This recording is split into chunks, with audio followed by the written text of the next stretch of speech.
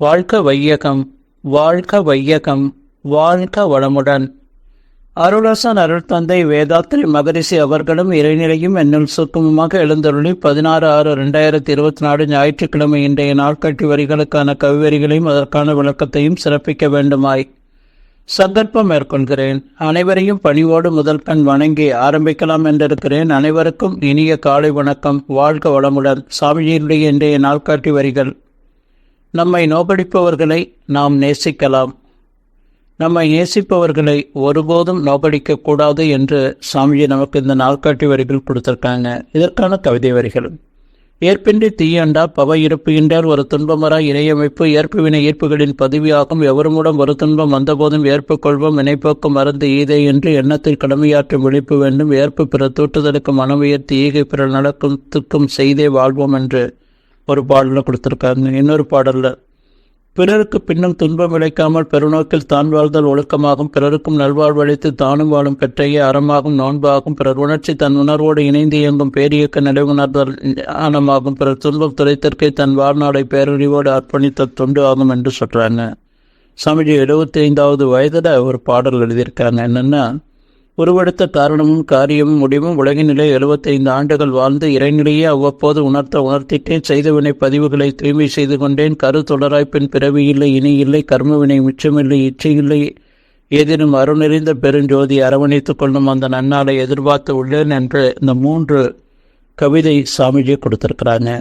நாம் புரிந்து கொள்ள வேண்டியது என்ன? வினை பயன் ஒரு தேகம் கொண்டிருக்கிறோம்.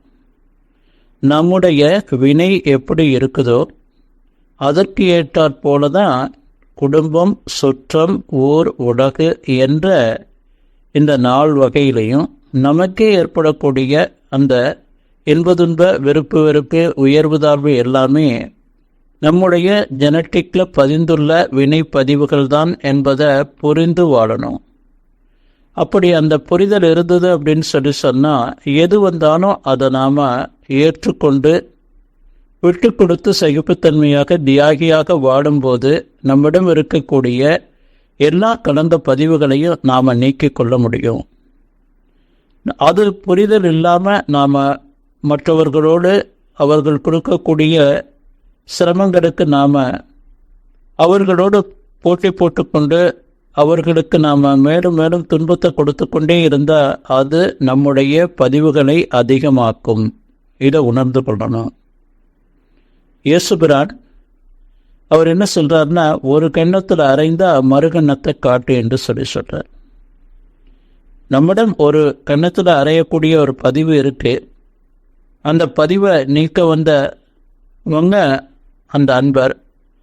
அதனால் அவங்க இன்னொரு கன்னத்தை காட்டி இன்னும் அந்த பதிவை சுத்தமாக எடுத்துருங்க என்பது போல அவர் குறிப்பிட்டார் என்பது தான் நம்ம ஏற்றுக்கொள்ளணும். சிலுவையில் அவரை ஆணி அடித்து அவர் உடலெல்லாம் அந்த சிலுவையில் தைக்கும்போது கூட இவர்களெல்லாம் அறியாமல் தவறு செய்கிறாங்க, இவர்களை மன்னித்து இவர்களுக்கு ஒரு துன்பம் இல்லாத அளவில் செய்யணும் என்று சொல்லி தான் தேவன்கிட்ட இயேசுபிரான் கேட்குறார். புத்தர், அவர்கள் சீடர் ஆனந்தன் மற்ற சீடர்கள்லாம் உள்பட இருக்காங்க. அப்போது சிலர் புத்தரை வசைப்பாடுறாங்க அறியாமல். இப்போ புத்தர் அமைதியாகவே அவரை தன்னுடைய பணியை தொடர்றாரு. இப்போ மற்ற சீடர்களுக்கெல்லாம் கோபம் வருது. அப்போ புத்தர் என்ன சொல்கிறாரு? அமைதியாக இருங்க, அமைதியாக இருங்க, அமைதியாக இருங்க என்று சொல்கிறார். ஏன் அப்படின்னு சொன்னால், எந்த ஒரு சூழ்நிலையில் நமக்கு வரக்கூடிய ஏச்சு துன்பம், நமக்கு வரக்கூடிய அத்தனை சிரமங்களோ நம்முடைய ஜெனட்டிக்கினுடைய பதிவு தான் என்பதை நாம் புரிந்து கொண்டு வாழணும். அன்னை தெரசா அவங்க தன்னுடைய அநாத ஆசிரமத்துக்காக நிதி திரட்ட போகிறாங்க. அவங்க அப்படி நிதி திரட்டி கொண்டே வரும்போது ஒரு செல்வந்தர்கிட்ட போகிறாங்க. செல்வந்தர் அவங்க கையை நீட்டும்போது அவங்க கையில் காரி உமிழ்கிறார். அவங்க ரொம்ப பொறுமை காத்து, இது எனக்கு கொடுத்துட்டீங்க, என்னுடைய குழந்தைகளுக்கு சிரமப்பட்டு கொண்டிருக்கக்கூடிய அநாதைகளுக்கு ஏதாவது கொடுங்க என்று அவங்க வேண்டுறாங்க.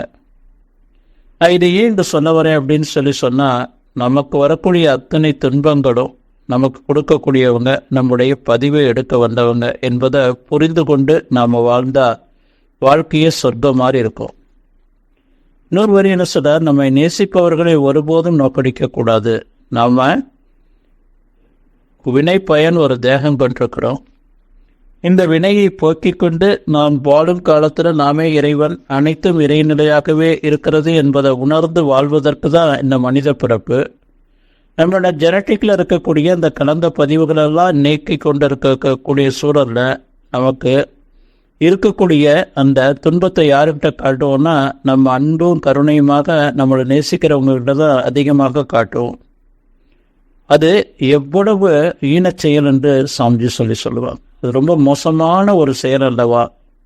அப்போ நாம் இதை புரிந்து கொண்டு செயல்களின் தத்துவத்தை புரிந்து கொண்டு நாம் இறை உணர்வோடு இருந்து வாழ பழகி கொள்ளணுங்க. நன்றியோடு நிறைவு செய்து கொண்ட இன்றைய சிந்தனையை வாழ்க்கை